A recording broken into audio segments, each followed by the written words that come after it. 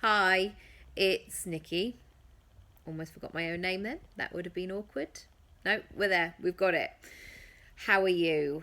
It's December, and I know that Christmas is coming because people keep telling me, and everybody slightly gets a bit Christmassy around this time of year.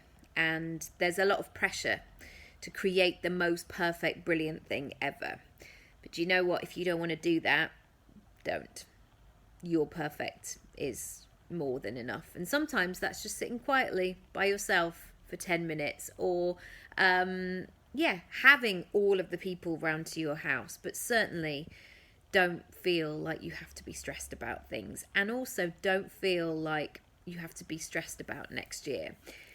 At this time of year, everybody's asking you to reflect on your year and share your biggest wins and your successes. And I feel like although it's good to be reflective, although it's good to check in with where you are and what happened and all of that sort of stuff, sometimes it can hold us back and it can keep us stuck and it can make us believe that what has happened so far, as in the evidence that we see, is going to be how it's going to be going forward. For example, we can get to the end of the year and we can think, well, I haven't actually done anything mega or amazing, or I haven't had a 7-figure business, or I haven't written a book, or I haven't sold out a retreat, or I haven't had a baby, or I didn't get married to my dream person, or buy my amazing house that was #gifted. I don't think anybody actually gifts house, maybe kitchen, #gifted kitchen, that's hard to say. And what can happen is we look outside and see what everybody else's wins and whatever's happened. And then we can look at ourselves and our own brand and our own business and go, hang about, I don't know if I've done enough here, or I haven't had that sort of societal tick of success. And I've definitely had years like that, where actually December has been pretty bleak. The weather's been bleak, the bank account's been bleak, and it's been a time of like, that was kind of the overall feeling that I've been left with. But I just wanted to share a couple of stories that will hopefully reassure you going forward. Bizarrely, last year and the year before, 2 brilliant opportunities came to me for like my work as an actor. And these both came in December, and I'd never had any connection with this company, there were 2 separate ones, these companies previously. And I didn't have to audition, which is a novelty because for the last 25 years I've sort of pounded the streets of Soho auditioning. I always feel like it's an expected thing still, that I am one of those jobbing actors that has to audition. But these 2 opportunities came to me out of nowhere. Like, there was no introduction, it wasn't a favour, it wasn't a friend of a friend. They literally flew into my inbox via my agent, like, would you like to do this? This is the deal, this is what you need to do. And both of them were like lovely jobs, really lovely jobs.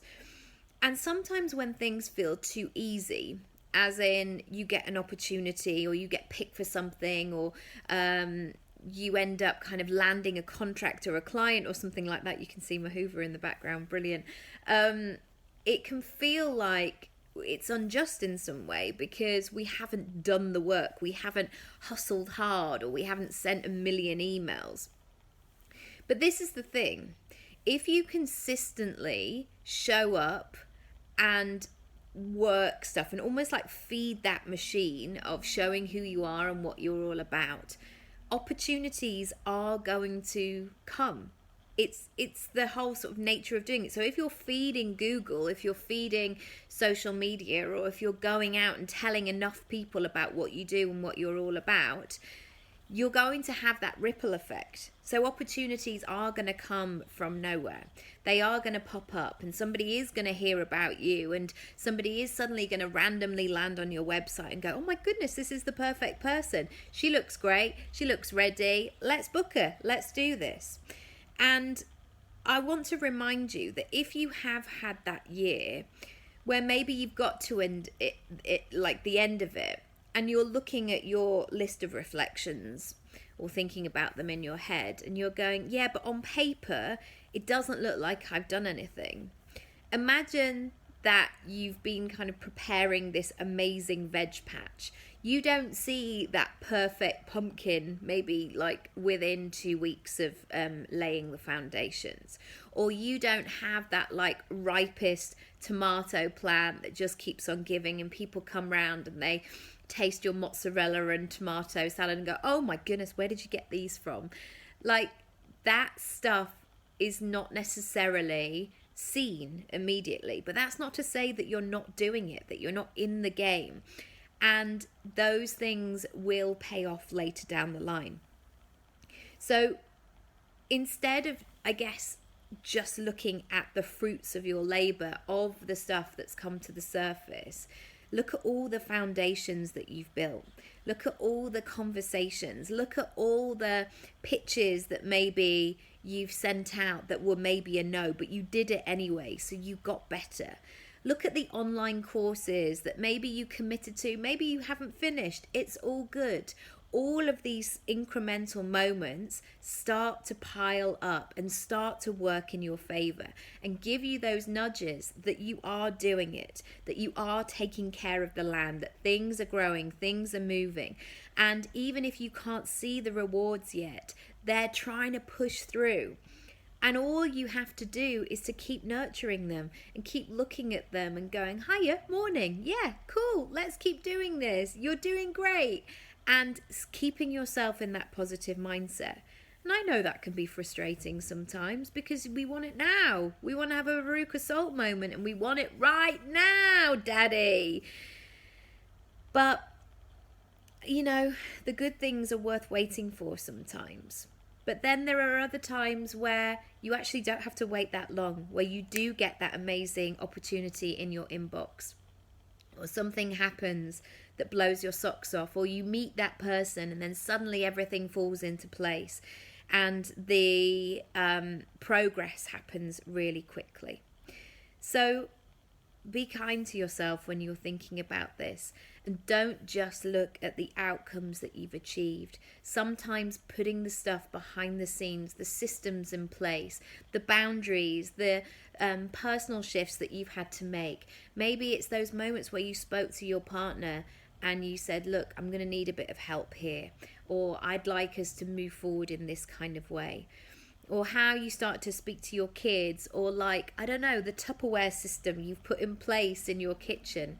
I've bought flannels for everybody. Yeah, that's right. That's where my life is as a 38-year-old woman. Everybody has their own colour flannels and towels. Game changing. Send me a DM if you want to talk further about that. Probably don't, but it's there for you. I'm there for you. Yeah, that's what I want to say. Reflection is something we're going to be doing a lot in my 2020 like January thing. So if you want to find out more details, I would love to have you and support you. And yeah, just be kind, mate. Just be kind to yourself. You've done loads of great things. And also as well, if you haven't, and if you know that you sat on your arse for most of the year as well, you'll know that as well. So next year will be different. I'm sure of it. Anyway, all the details down below. Thanks so much for watching. See ya.